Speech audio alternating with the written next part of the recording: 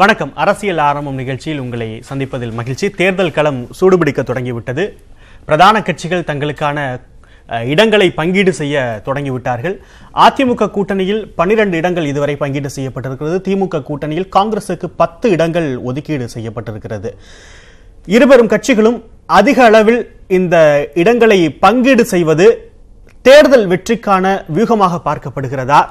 கூட்டணி கட்சிகளின் வாக்கு சதவிகிதத்தை பெற்று நாம் வெற்றி பெறுவிடலாம் என்ற எண்ணத்தின் அடிப்படையிலா, அல்லது தேர்தலில் எப்படியாவது ஜெயித்து விட வேண்டும், ஆகையால் இந்த இடங்களை நாம் அதிகமான இடங்களை ஒதுக்குகிறோம் என்ற ஒரு பார்வையும் அதில் இருக்கிறதா? அரசியல் சதுரங்கத்தில் திமுகவும் அதிமுகவும் வெள்ளை கருப்பு காய்களாக ஆட்டத்தை தொடங்கிவிட்டார்கள். திரு டிடிவி தினகரன், திரு கமலஹாசன், திரு சீமான் ஆகியோர்கள் தனியாக களம் காண்கிறார்கள். இதெல்லாம் யாருக்கு சாதகமாக அமைய போகிறது? அதுதான் இன்றைய விவாத பொருளும். கருத்துரையாளர்களை அறிமுகப்படுத்துகிறேன். அரசியல் விமர்சகர் ரவீந்திரன் துரைசாமி, பத்திரிகையாளர் பாபு ஜெயக்குமார், இருவரையும் நிகழ்ச்சிக்கு வரவேற்கிறேன். திரு பாபு ஜெயக்குமார், நீங்களே தொடங்கி வைக்கலாம். திமுக கூட்டணியில் காங்கிரசுக்கு 10 இடங்கள் ஒதுக்கப்பட்டிருக்கு. நேற்று இரவு வரைக்குமான செய்தி அது. இது திமுகவுக்கு சாதகமான ஒண்ணா, இல்ல ஒரு 10 இடங்களை ஒதுக்க வேண்டிய ஒரு கட்டாயத்தில் அவங்க தள்ளப்பட்டாங்க? இல்லை அது இந்த மூவ் காங்கிரஸுக்கு டிஎம்கேக்கு சாதகமாக தான் இருக்கும். ஏன்னா இது லோக்சபா எலெக்ஷன். இது சென்டரில் யார் வராங்க, அதனால அவங்க 10 இடம் கொடுத்தா தான் பிற்காலத்தில் அவங்க ஏதாவது அவங்ககிட்ட வாங்க முடியும். இல்லை, 2 கட்சி அதிமுக பொறுத்த வரைக்கும் 2 கட்சிகளுக்கும் சேர்த்து 12 இடங்கள். இங்க ஒரு கட்சிக்கு 10 இடம். நேரடியாக இரட்டை இலையும் உதயசூரியனும் மோதும் பொழுது வெற்றி வாய்ப்பு யாருக்கு அப்படிங்கிற ஒரு டிபேட் கடந்த தேர்தலில் புதுசா உருவானது. திமுக பல பேர் சொன்னாங்க, நாங்கள் அதிமுகவுடன் நேரடியாக போட்டி போட்ட இடங்கள்ல நாங்க தான் அதிகமா வென்றிருக்கோம் அப்படின்னு. அது கூட்டணி கட்சி மீது மறைமுகமாக பழிபோடக்கூடிய ஒரு முயற்சி. அதுதான் இங்கேயும் உருவாயிருக்கு. இல்ல இங்க இங்க பிஜேபியை பொறுத்த மட்டும் அவங்க 5 சீட்டு கொடுத்துருக்காங்க. ஆனால் அவங்களுக்கு 5 பேர் இருக்காங்களாங்கிறதே நமக்கு தெரியல. அதாவது 5 கேண்டிடேட்ஸ் இருக்காங்களான்னு அவங்களுக்கு நமக்கு தெரியல. அதனால் இந்த பார்ட்டிக்கு அதுக்கு மேலே இங்கே எந்த ஒரு பாப்புலாரிட்டி இப்போ இல்லாதனால அவங்க அவ்வளோதான் கொடுத்துருப்பாங்க. ஆனால் காங்கிரஸ் அப்படி இல்லை. காங்கிரஸ் டிஎம்கே ரொம்ப காலமாக அந்த சேம் இதில் இருக்காங்க, சேம் அலையன்ஸில் இருக்காங்க. அவ இன்னொன்று அங்கே இப்போ சென்டரில் காங்கிரஸ் மினிஸ்ட்ரி ஃபார்ம் பண்ணுது, இல்லைன்னா யூபிஏ மினிஸ்ட்ரி வருதுன்னா அது டிஎம்கேக்கு ஹெல்ப்ஃபுல்லாக இருக்கும். அவங்களுக்கு நீங்க சொல்ற அடிப்படையில் பார்க்கும்பொழுது நீண்ட காலமாக எங்களுடைய நண்பர்கள் கூட்டணி நண்பர்களா இருக்கிறார்கள், அதனால் அவங்களுக்கு 10 இடம் அப்படிங்கிறது ஏற்புடையதா? அது வியூகத்தின் ஒரு பகுதியா பார்க்க முடியுமா? இல்ல எதிரியை வீழ்த்த நான் என்னுடைய கூட்டணி நண்பர்களுக்கு குறைந்த இடங்களையாவது கொடுத்து உதயசூரியனில் அதிகமாக போட்டியிடுவேன் அப்படிங்கிறது வியூகமா பார்க்கப்படுமா? இல்லை, அப்படி பார்க்க முடியாது. அது ஏன்னா அதான் சொன்னேன், இது இப்போ ஸ்டேட் எலெக்ஷனாக இருக்கும்னா அது வேற விஷயம். அது டிஎம்கே ஏடிஎம்கே ஸ்ட்ரெயிட் கான்டெஸ்ட்டாக பார்க்கலாம். ஏன்னா இந்த எலெக்ஷன் எப்படி இருக்க போகுதுன்னா, பிஜேபியை இன்னொரு தடவை நம்ம அலோவ் பண்ணலாமா அப்படிங்கிற ஒரு இது இருக்கும். அதனால கைக்கும், அதாவது காங்கிரசுக்கும் பாஜக இரட்டை இலைக்குமான போட்டியை உருவாக்கி விட்டுருவோம், உதயசூரியன் நம்மளுடைய எண்ணிக்கையை குறைச்சிக்கலாம் நினைக்கிறாங்களா? அது இருக்கலாம், அப்படி இருக்கலாம். சரி, திரு ரவீந்திரன் துரைசாமி, மோடி அரசை அகற்றுவதற்காக தாமரை, பாரதிய ஜனதா, இரட்டை இலை இந்த இடங்கள்ல நான் என்னுடைய உதயசூரியன் இடத்தையும் நாங்க குறைச்சிக்கிறோம், கூட்டணி கட்சிகளுக்கு அதிகமாக பகிர்ந்தளிக்கிறேன், குறிப்பாக காங்கிரஸ் அப்படின்ற ஒரு இடத்துல திரு பாபு ஜெயக்குமார் சொல்கிறார். நீங்க எப்படி பாக்குறீங்க? இது என்னன்னா, காங்கிரஸ் கட்சியோட பலம்ங்கிறது 2014 மக்களவைத் தேர்தலில் 4.3% வாக்குகள் தான். வாசனும் பிரிஞ்சு போயிட்டாரு. அது பிறகு உள்ளாட்சி தேர்தலெல்லாம் காங்கிரஸை திமுக சரியாக ட்ரீட் பண்ணலை. ஆனால் காங்கிரஸ் 13% இருக்கக்கூடிய தமிழகத்தின் மிகப்பெரிய கருத்துருவாக்கிகளான மைனாரிட்டிஸ், கிறிஸ்தவ முஸ்லீம் வாக்குகளுக்கு ஒரு கேட்டலிஸ்ட் போல்ஸாக இருக்குது. இந்த அடிப்படையில் திமுக விட்டு வெளியே வந்தால் நாங்கள் காங்கிரஸோட கூட்டணி வைப்போம்னு கமலஹாசன் சொன்னார். தினகரன் சொன்னார். கமலஹாசன் காங்கிரஸுக்கு ஒரு முக்கியத்துவம் கொடுத்து காங்கிரஸுக்கு ஒரு பார்கெனிங் கூட்டினார். திருமாவளவன் காங்கிரஸுக்கு பார்கெனிங் கூட்டினார்.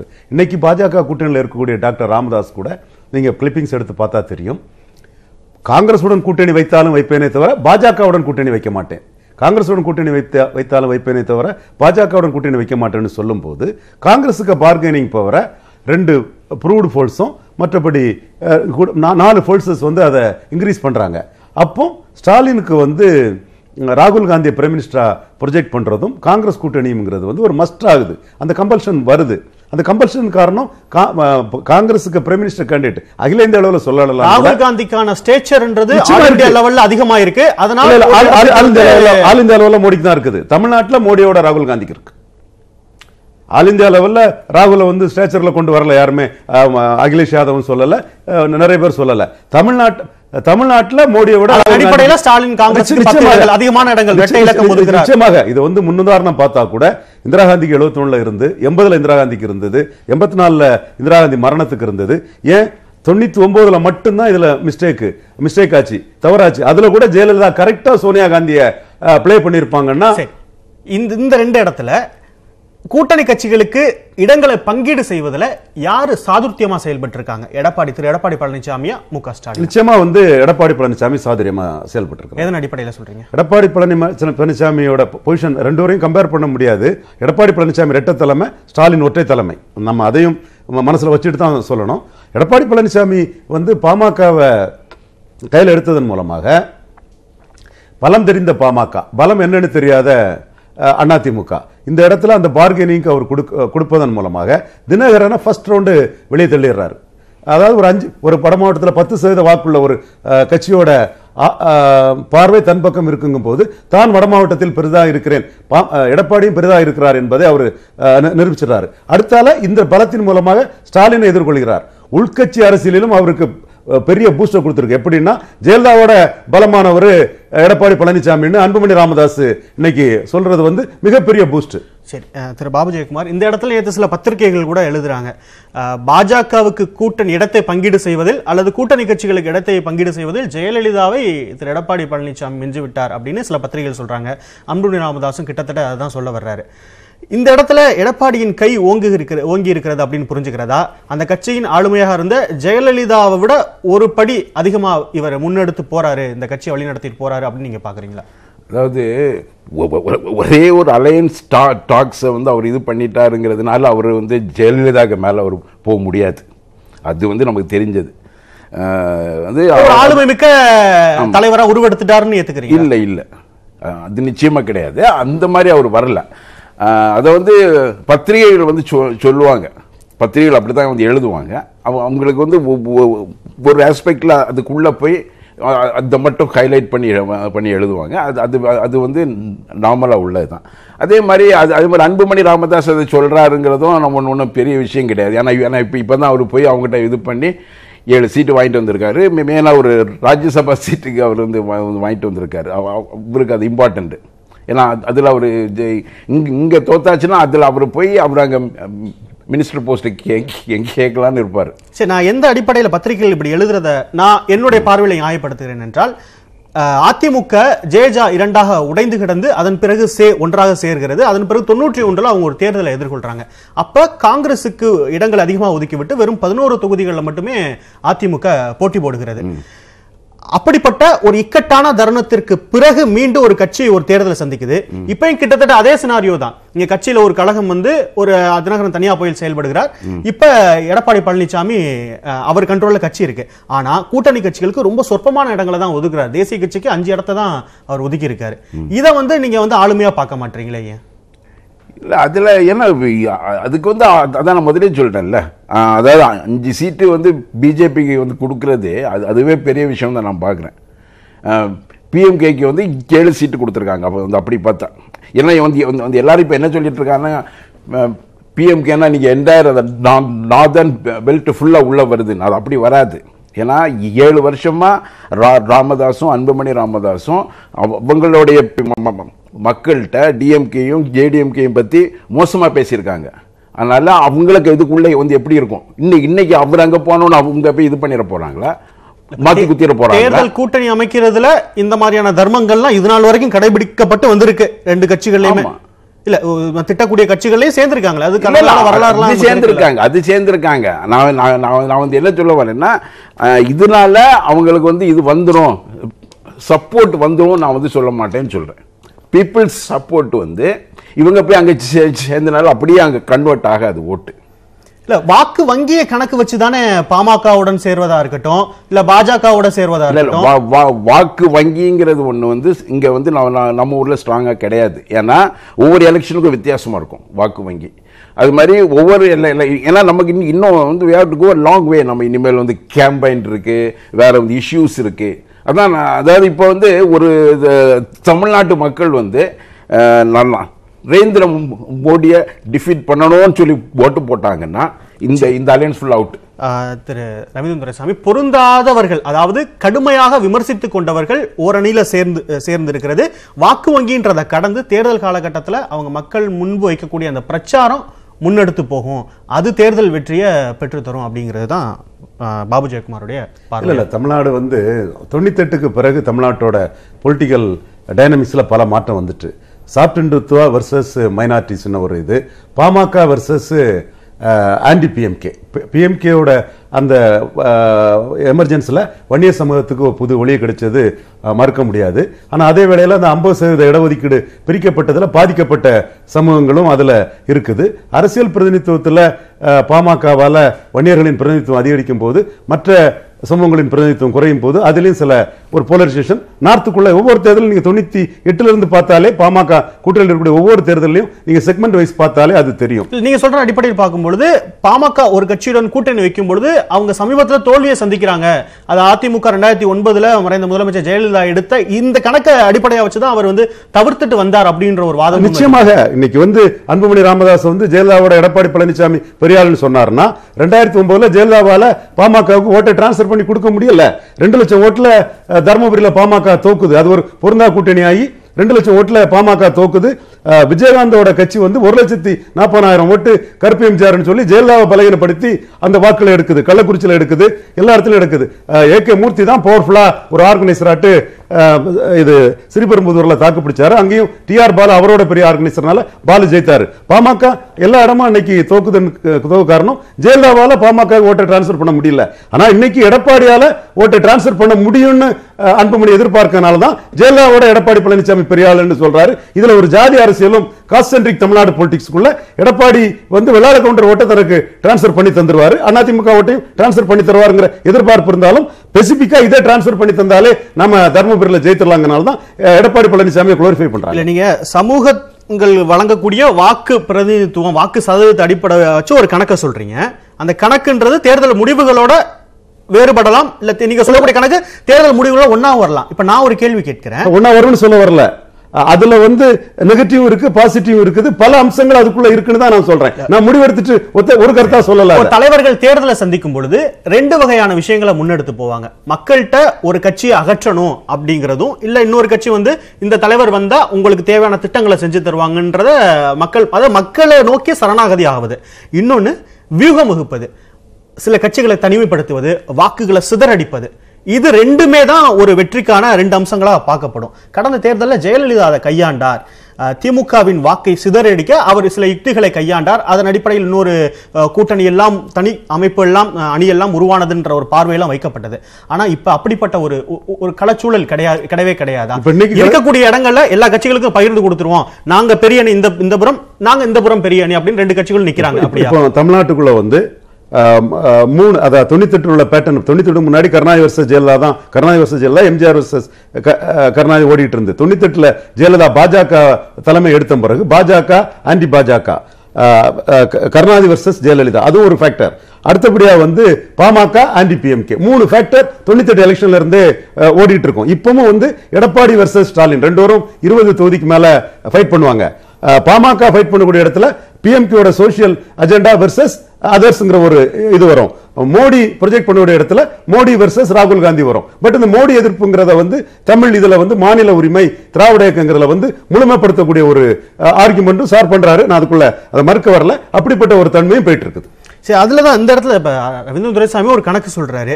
நீங்க வந்து நேரடியாக மக்களை சரணாகதி ஆவதுன்றது தேர்தல் பிரச்சாரம் போது நடக்க வேண்டியது.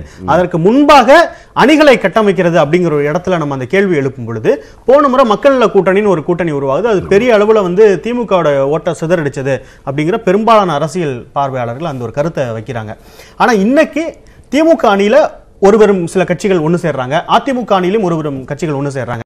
டிடிவி தினகரனா இருக்கட்டும், கமலஹாசனா இருக்கட்டும், சீமானா இருக்கட்டும், அவங்க 3 பேரும் தனித்தனியா தேர்தல் சந்திக்கிறாங்க.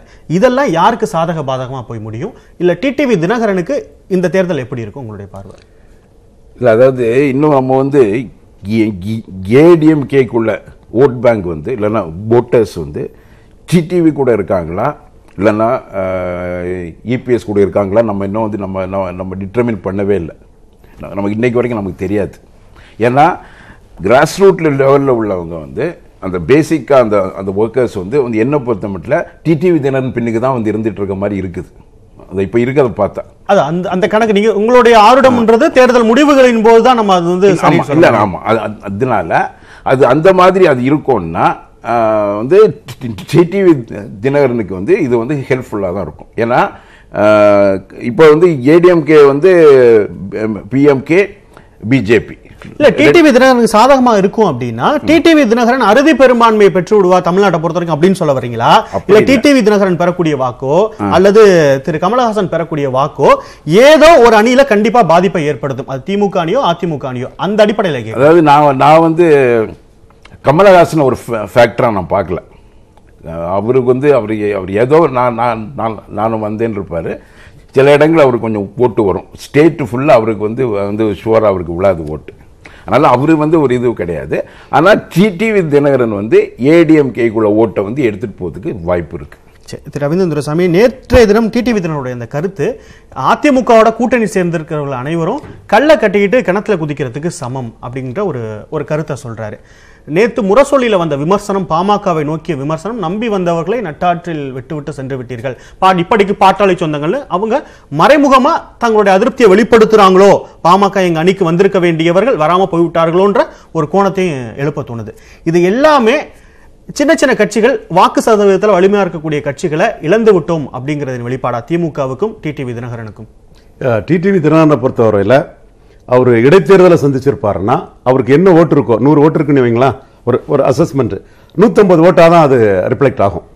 இன்னைக்கு பொது தேர்தல் அவர் சந்திக்கும் போது அவருக்கு 100 ஓட்டு இருந்ததுன்னா அது 75 ஓட்டாக தான் ரிஃப்ளெக்ட் ஆகும். அதனால தான் எடப்பாடி பழனிசாமி வந்து தன்னோட எதிரியை சந்திக்கக்கூடிய களத்தை முடிவு பண்ணும்போது ஒரு பொது தேர்தலில் 85% கட்சி ஆர்கனைசேஷன் நம்ம பக்கம் இருக்கக்கூடிய சூழல், ஓட்டர்ஸுக்குள்ள சார் சொல்றதுக்குள்ள நான் டிஸ்பியூட் பண்ணல, கட்சி அமைப்பு வந்து இவங்கள்ட்ட இருக்கிறது, எம்பி எம்எல்ஏக்கள் மாவட்ட செயலாளர்கள் நமக்கு வெளிப்படையா தெரிஞ்ச ஒண்ணு. அடுத்தால கூட்டணி பலம் இருக்கக்கூடிய இதை வச்சு தினகரனை மார்ஜினலைஸ் பண்ணி அவரை மினிமம் பெர்சன்டேஜில் வைக்கணும் தான் எடப்பாடி பழனிசாமி வியூகம் அமைச்சாரு. அந்த வியூகத்தின் அடிப்படையில் தான் அவர் உள்ளாட்சி தேர்தலையும் இடைத்தேர்தல்களையும் அவர் தவிர்த்துட்டு வந்துட்டார். இப்ப இந்த களம் வந்து எடப்பாடி பழனிசாமிக்கு மற்ற களத்தோட பெட்டரான களம் இருக்குங்கிற அடிப்படையில் தான் அவர் முன்னெடுத்துட்டு போயிட்டு இருக்காரு. அதுதான் பாமகவுக்கு அவர் 7 சீட்டு கொடுத்தது காரணமே இதை பின்னணியா வச்சு.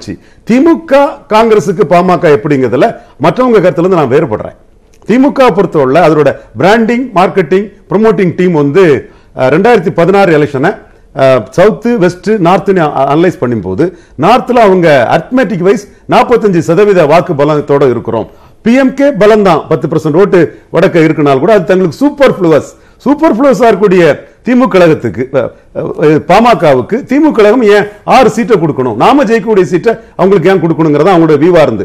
அவங்களோட வியூ என்னன்னா, நீங்களும் அண்ணா திமுகவும் சேர்ந்தால் அரித்மெட்டிக் படி சேலம், திருப்பூர், திருவள்ளூர் போன்ற ஒரு 3-4 தொகுதிகள் தான் எங்களுக்கு பாதிக்கும். அந்த தொகுதிகளை உங்களுக்கு தர்றோம். அதாவது திமுகவுக்கு வீக்கான அந்த தொகுதிகளை நீங்க வந்து உங்களுக்கு வெஸ்ட்ல செல்வாக்கு இருக்கீங்க, திருப்பூரை தந்துடுறோம், சேலத்தை தந்துடுறோம். இந்த மாதிரி தான் அவங்க காங்கிரஸ் மூலமாக பேசியதாக தெரிகிறது. அது ஏற்றுக்கொள்ள முடியாததுனால இது பெட்டர் ஆஃபர்னு இந்த ஆஃபரை ராமதாஸ் அக்செப்ட் பண்ணியிருக்காருன்னு தெரியுது. இப்ப பாட்டாளி மக்கள் கட்சிக்கு ஒரு குறிப்பிட்ட 7 இடங்களை ஒதுக்கி அதிமுகன்றது ஒரு முன்னணி, அதாவது கூட்டணி இட பங்கீடுல முன்னணியில இருக்காங்க. நம்பர் 2 கட்சி அதிமுக அணில, அது பாஜக பெரிய கட்சி இல்ல நீங்க வந்து பாஜக பெரிய கட்சி அப்படின்னாலும் குறிப்பிட்ட பகுதிகளில் மட்டுமே அவங்க செல்வாக்கோட இருக்காங்க ஒரு பார்வையும் அதுல இருக்கு. நீங்க அந்த அடிப்படையில சொல்றீங்க, நீங்க வாக்கு சதவீதத்தை மட்டுமே வச்சு இந்த கணக்கை சொல்றீங்க. நான் வந்து அந்த அடிப்படையில நான் பேசுறேன்.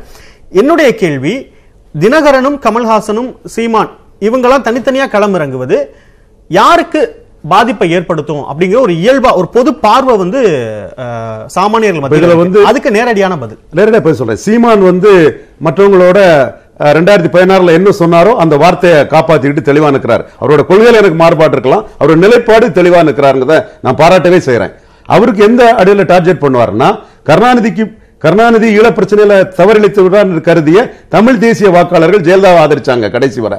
அந்த தமிழ் தேசிய வாக்காளர்களை சீமான் டார்கெட் பண்ணுவாரு. அது வந்து அதிமுகவுக்கான பாதிப்பா தான் சீமானுக்கு டார்கெட் வந்து வரும். சீமானுக்கு வாக்கு வங்கி அதிகரிக்குதுன்னா, கருணாநிதி துரோகம் இழைத்து விட்டார் என்று ஜெயலலிதாவை ஆதரித்த அந்த தமிழ் தேசிய வாக்காளர்கள் தான் சீமான ஆதரிக்கணும். அதுல சீமானோட இன்கிரீஸ் வந்து அதிமுக தான் பாதிக்கும்னு கருதுறேன். இது நிகழ்ச்சிக்கு நிறைவு தரது நிறைவு கருத்தை கேட்டு நம்ம நிகழ்ச்சியை முடிச்சுக்கலாம். நீங்க இந்த தேர்தலை எப்படி பாக்குறீங்க? ஆரம்பத்தில் குறிப்பிட்டீங்க இது வந்து டிடிவி தினகரன் அதிமுகவோட செல்வாக்கு பெற்று விளங்குவார், தொண்டர்களுடைய சப்போர்ட் அவருக்கு இருக்கு அப்படின்னு ஒரு பார்வையை சொல்றீங்க. திமுகவை பொறுத்த வரைக்கும் காங்கிரசுக்கு அதிக தொகுதிகளை ஒதுக்குனது ஒரு வியூகம் தான், தேசிய அளவிலான ஒரு எதிர்பார்ப்பு இருக்கு, அந்த எதிர்பார்ப்புக்கு இணங்க இடங்களை கொடுத்திருக்காங்கன்னு சொல்றீங்க. தமிழ்நாட்டு களத்துல யாருடைய கை வந்து இந்த தருணத்துல ஓங்கி இருக்கு? தேர்தல் பிரச்சாரத்திற்கு முன்பு வரைக்கும் யாருடைய கை ஓங்கி இருக்கு? அப்படி ஸ்ட்ரெயிட்டா கேட்டீங்கன்னா டிஎம்கே காங்கிரஸ் அலையன்ஸ் தான் வந்து ஓங்கி இருக்குதான் நினைக்கிறேன். இந்த கூட்டணி பேச்சுவார்த்தை நடந்துகிட்டு இருக்கு, இடப்பங்கீடு நடந்துகிட்டு இருக்கு, இந்த இடத்துலயும் அவங்களுக்கு தான் ஓங்கி இருக்கு. எந்த அடிப்படையில் சொல்றீங்க? ஏன்னா ஒரு ஒரு ஒரு ஆன்டி பிஜேபி ட்ரெண்ட் ஒன்று இருக்குங்க இப்போ தமிழ்நாட்டில் இருக்கு. ஏன்னா அது வந்து இந்த 5 இயர்ஸ்ல பிஜேபி வந்து தமிழ்நாடு இன்ட்ரெஸ்டுக்கு அகென்ஸ்டா போன மாதிரி ஒரு ஃபீலிங். சரி, நீங்க அந்த அடிப்படையில் சொல்றீங்கன்னா பாஜகவுக்கு அதிமுக மிக சொற்பமான இடங்களை கொடுத்தது அப்படிங்கறதே வந்து அது அதிமுகவுடைய சாதுரியத்தின் வெளிப்பாடு அப்படின்னு புரிஞ்சுக்கலாம். அதான் அது கூட தான் இதையும் சொல்றேன். அதே மாதிரி இன்னும் ஒரு ஆன்டி இன்கம்பன்சியும் இருக்கு. அதாவது எடப்பாடி பழனிசாமியோட ரூல்லையும் யாருக்கும் சாட்டிஸ்ஃபேக்ஷன்லாம் இல்லை. ஏன்னா தூத்துக்குடி மாதிரி இன்சிடென்ட்ஸ் எல்லாம் இருக்கு. அதனால வந்து மொத்தத்தில் அந்த ஆன்டி இன்கம்பன்சி ஃபேக்டர் வந்து டிஎம்கேக்கு ஹெல்ப்ஃபுல்லா இருக்கும். சரி, 3 போலரைசேஷன் இருக்கு. எடப்பாடி வர்சஸ் ஸ்டாலின், ராகுல் வர்சஸ் மோடி, ராமதாஸ் ஆண்டி ராமதாஸ், 3 இது இருக்கு. சரி, இன்னும் தொடர்ந்து பேசலாம், நிறைய விஷயங்கள் இதில் பேச வேண்டியது இருக்கு. ஒவ்வொரு நாளும் புது புது டெவலப்மெண்ட்ஸ் வந்துகிட்டு இருக்கு. அதோட தாக்கம் என்னவா இருக்குன்றது நம்ம தெரிஞ்சுக்கலாம். அடுத்த நிகழ்ச்சிகளை சந்திக்கலாம். நன்றி, வணக்கம். மீண்டும் மற்றொரு நிகழ்ச்சியை சந்திக்கலாம். நன்றி, வணக்கம்.